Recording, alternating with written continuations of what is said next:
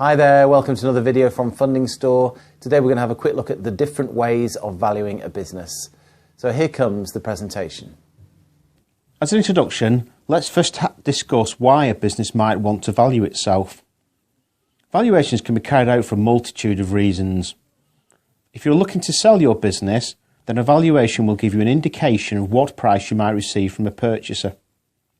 The same principle can also apply if you wish to raise equity financing, as a valuation will influence both how much money you can raise from investors, but also what percentage shareholding you will have to give up to raise that money. In addition, valuations are also sometimes required for tax purposes. Perhaps the most common area here is if you're issuing share options, say to your senior management team, as the tax consequences of such options are impacted by the value of the business at the time of their issue. If that covers the main reasons to value your business, there are also some general principles that should be understood. As hinted at earlier, there is no right or wrong answer when carrying out a valuation. Some professional advisors will carry out very complicated calculations, but in reality the process is an art, not a science, and different advisors can legitimately derive different valuations for exactly the same business. As with any commercial negotiation, an agreed valuation, say for the sale of a business, will be a compromise between a willing buyer and a willing seller. As such, don't expect any professional advice to be totally accurate, although they can give you a broad indication of value as a starting point. So what are the key factors that influence the value of a business? Clearly, financial performance is a key driver of value. The more profit earned, the higher levels of cash generated, and the greater the value of assets on the balance sheet will all act to increase the value of a business. Although there is no substitute for financial performance, the quality of earnings is also key, i.e. how sustainable and robust is the business. A more solid business, with greater certainty over its future prospects, will be valued higher than a business based on shaky foundations, whatever the level of short-term profit. The sector in which the business operates will generally also have a significant impact on value. This is partly a combination of the quality and sustainability of earnings, but also an assessment of the potential for future market growth, and therefore the ability of the business to increase its sales in the future.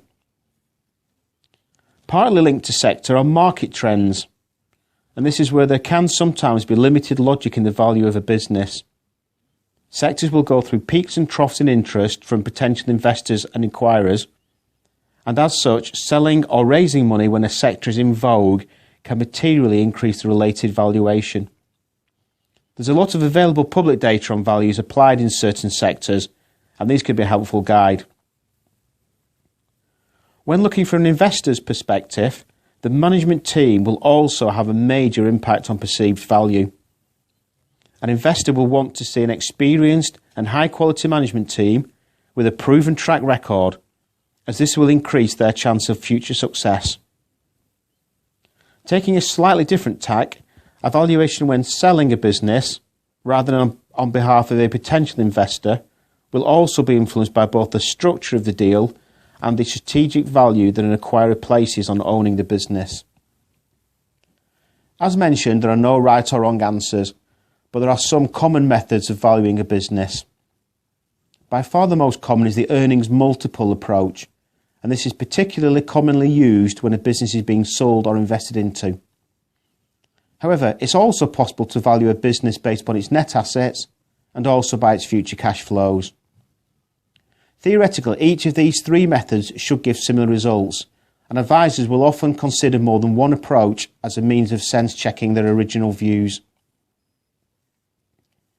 Let's explain more about the earnings multiple method. At its most basic level, this involves multiplying the profits earned in a business by a multiplication factor. To illustrate, profits of £1 million might be multiplied by a 5 times factor to generate a value of £5 million. Although that seems very straightforward, it does get more complicated. The first question to ask is, what profit figure should you use? It is common to use PBT, profit before tax, but sometimes an after-tax figure can be used. Over recent years, that there has also been a trend of using profits higher up the P&L account or before various non-cash items. Most common of these are EBIT, earnings or profit before interest and tax, and EBITDA, similar to EBIT, but also before depreciation and amortization. There is no right or wrong profit figure to use, but the key is the blend between that profit figure and the associated multiple. Once it has been decided what measure of profit to use, you then need to decide what the relevant period is. Profits can be averaged over a number of years and include forecasts as well as historical data. Different years can also be adjusted for their relative importance to provide a weighted average figure. Equally, such results should also be adjusted to remove one-off or non-recurring items, such as excess directors' salaries. The key in all of this is to derive a profit figure that is sustainable from the perspective of both the acquirer and the funder, and with reasonable potential to continue into the future.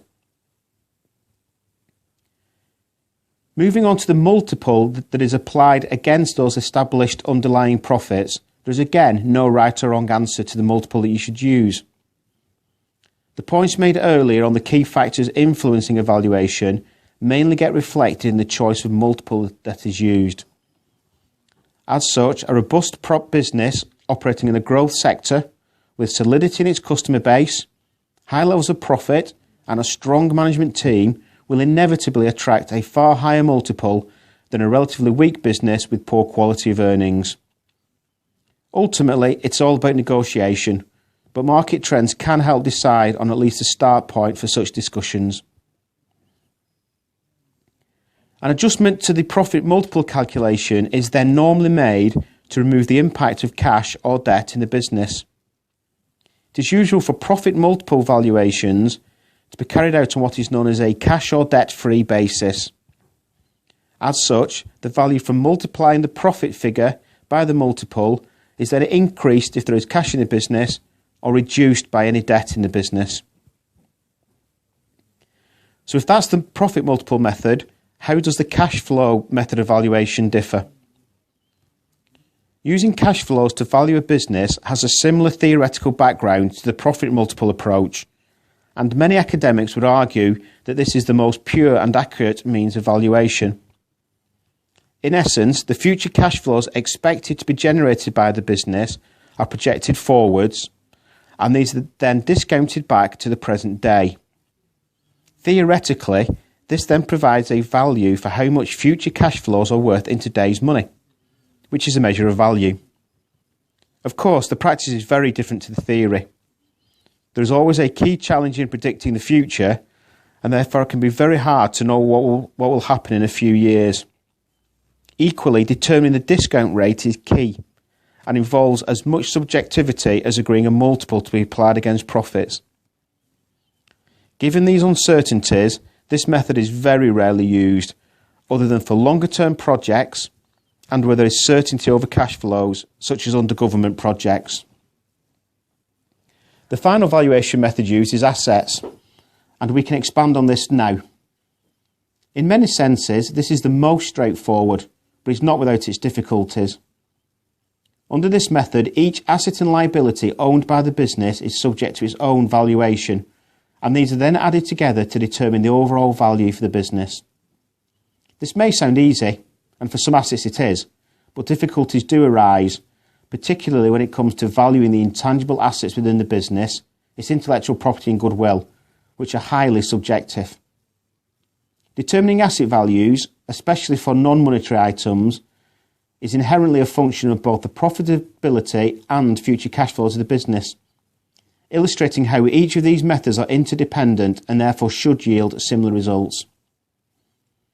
As a final comment, across the whole spectrum of valuation methods, it should be remembered that an owner of a business will invariably believe that that business is worth more than an investor or acquirer might, even ignoring negotiating stances. Inevitably, an owner will have greater knowledge and a stronger positive perspective, which will need to be overcome. Compromise and negotiation are key in determining the ultimate price which a deal should be done, and this should never be underestimated.